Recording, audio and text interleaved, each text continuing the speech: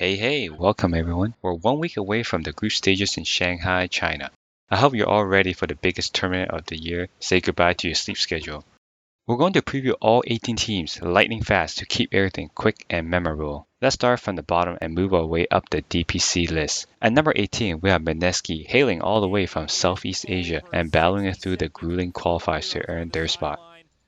The team changed a lot this past year.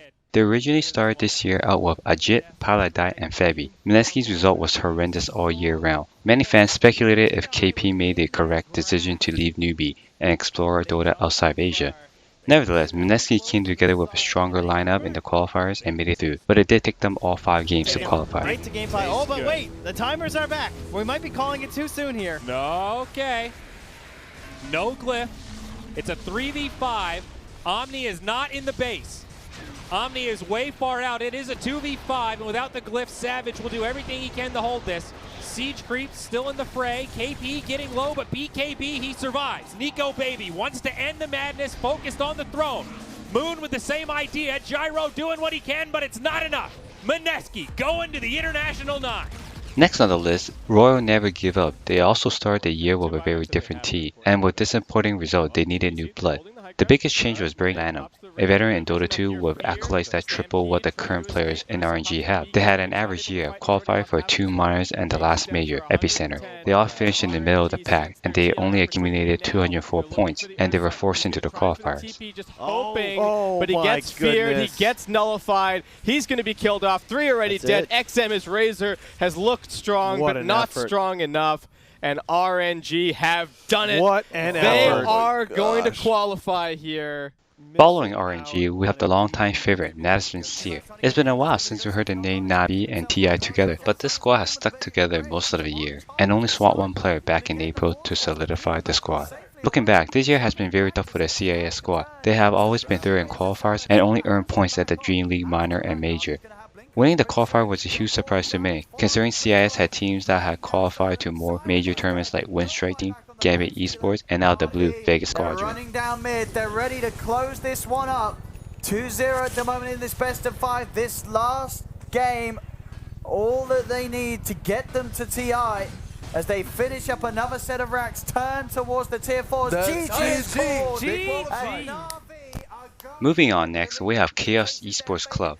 They first started out as a South American team after signing the former Pain Gaming. Then they quickly moved to Europe and restructured the roster. The team went through 1 iteration change but couldn't qualify for the last major of the season. Weeks before the last major, Team Liquid surprisingly dropped the carry player Matumbaman, and everything fell into place for Chaos. One of the best carries just became available, and they took EU qualifiers. Watch out for this team in Shanghai. Misery, but Misery turns, Brain Sap keeps himself alive. 3 now dead on TFT. No buybacks available. GG well played is called. Chaos are going to TI in style as they knock Next TFT over is down Infamous, now. hailing from South America. This team used to be Team Hamburguesa, which qualified for the Star Ladder Minor, but came up short in 4th place. Infamous dropped a roster that made it into the Epicenter Major, and in the end it worked out for Infamous since they were getting flack for not having a team from South America, and now they will represent them. HFN, you don't want to GG out of a game like this. You're hoping for a miracle, but again, that Spike Carapace comes out at just the right time. Sonic Wave, there's going to be a bubble. They drag them all back into a beautiful vacuum. The Olicore will fall. HFN has to run himself home. This is looking like it's going to be Infamous Gaming going to Shanghai. There's no... The last qualifying team is 4 Gaming, rather Newbie. Newbie stepped up to the plate to sponsor these guys, and hopefully they get a lot of cheer in the arena. It's unfortunate that 4 Gaming couldn't find new investors to continue supporting since they just qualified, but great on the team for sticking around even though they knew beforehand. 4 was one of those teams that expected to do a lot but failed to do so, but they picked up Paladite and he's captaining this team very well. Of the Chronosphere given by MSS on Damu, pull it back, bring him down, die back for the Void, and that's it. That's Resolution calls it, and Forward Gaming will head to the International as the final 18th team to go. And now onto the top 12 teams that qualified through the DPC season. At number 12, we have Keen Gaming. Keen Gaming shows that you don't need to be at every event to make the cut. They attended 3 DPC events, and the one that made it count was at Dream League Season 11. They finished 5th, 6th, and it earned them 900 points. Keen Gaming did capture a title this year. They won ESL 1 Mumbai. Another fan favorite team has risen. Alliance went toe-to-toe against Gambit Esports for the last spot and they left everything on the battlefield. Alliance eliminated Gambit from contention and they also won the Dota Summit 10 right before going to boot camp.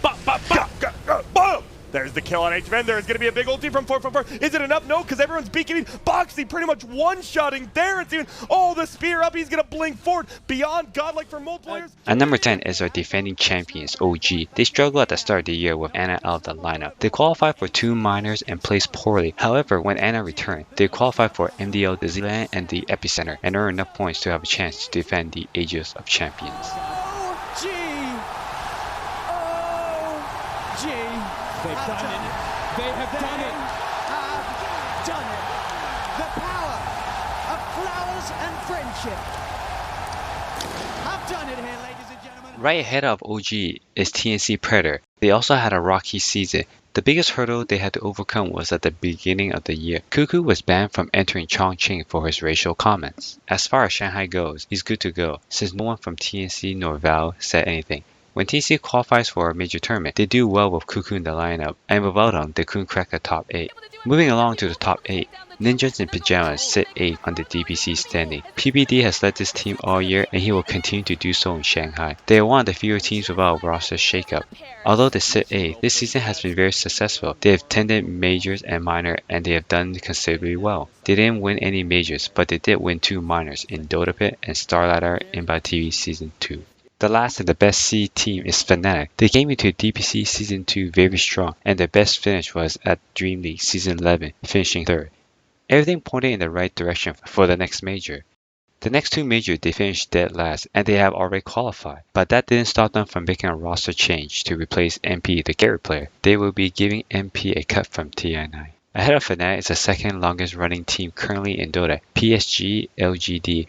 They failed to win TI8 but decided that this team can get the job done in Shanghai, so they stuck together. They look great all year long, consistently playing well in every tournament, but the only issue they had was winning any tournament. Team Liquid rounds off top 5. They struggled coming out of the gate, but found their game at the right time. The last 2 tournaments they finished 2nd and earned a cool 3,000 DPC points in each of them. A roster change was inevitable, even when they qualified for the international. Matumbaman was replaced by Weeha, and Weeha helped Team Liquid win the 2nd place at Epicenter. For our problem, it's just we're an old team. That's like the main problem. Sometimes you either like make a change and get some fresh blood. At number 4, we have Evil Geniuses, a fan favorite team that can't quite figure it out. They consistently have strong group stages, but they seem to always falter in the playoffs. Like PSG.LGD, they always play well but couldn't win a DPC title this season. And now we reach our top 3 seed in the DPC standing. At number 3, we have Vici Gaming, a surprising team that no one really thought would be in the top 3, top 10 for sure, but they are one of the most unique seasons. Vici Gaming played in all major, but they never looked scary or scared any teams, since no team were afraid of them. No one expected them at all. They won 2 tournaments in Dream League and Epicenter. Heading to Shanghai, teams will have to study on Vici because they are a force to be reckoned with. At number 2 sits the other longest running roster, Virtus.Pro. The Russian team has a lot to prove this year as they always falter during TI. They were the best team last season and this year they're equally as good, winning the opening major at Kuala Lumpur and finishing 2nd at Chongqing and Dream League. And now we're at our best team in this season, Team Secret. They brought in a new carry and a relatively new player, Nisha, and he relished every moment he had this year. Team Secret captured 2 titles in Chongqing and NDL Disneyland, and they came in 2nd at Kuala Lumpur. The only blemish in their almost perfect season was the last major at Epicenter. They finished 9-12 and it shocked everyone. However, don't let this placement scare you off from your predictions. Their communication and execution are miles ahead of many other teams going to Shanghai. And before we end this week, Valve actually dropped Immortal Treasure 3. We can see that many fans are kind of disappointed in the items. The biggest issue fans are having is Axe having another helmet that replaces Berserker's Call. Have a look yourself and best of luck getting the rares. We'll see you next week.